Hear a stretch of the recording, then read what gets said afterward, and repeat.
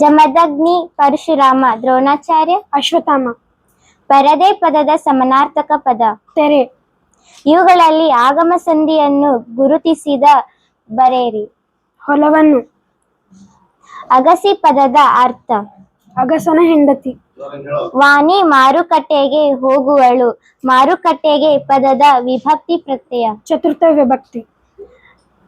ಅಡಿ ಪದದ ನಾನಾರ್ಥಕಗಳ ಗುಂಪು. ಕೆಳಗೆ ಪಾದ ನೆಲ. ಪ್ರಾಣಿಗಳ ಬದುಕಿನ ಆಧಾರ ತಾಣ ಕಾಡು.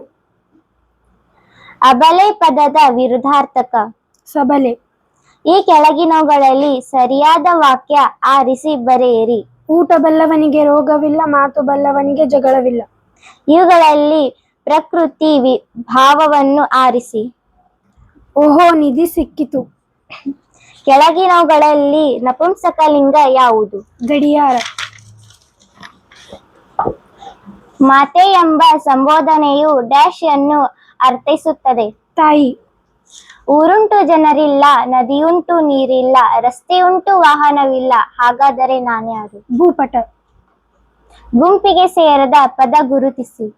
ಬಾಲೆ. ಕಿಡುವ ಎಂಬುದು ಡ್ಯಾಶ್ ಆಗಿದೆ. ಅನ್ವರ್ಥಕ ನಾಮ. ಅಡಿಕೆಗೆ ಹೋದ ಮಾನ ಡ್ಯಾಶ್ ಗಾದೆ ಪೂರ್ಣಗೊಳಿಸಿರಿ. ಆನೆ ಕೊಟ್ಟರು ಬರೋದು. ವೈದ್ಯರು ಪರೀಕ್ಷಾ ಕೊಠಡಿಯಿಂದ ಹೊರಬಂದರು. ಇಲ್ಲಿ ಬಳಸಿರುವ ಚಿಹ್ನೆ ಆವರಣ ಚಿಹ್ನೆ.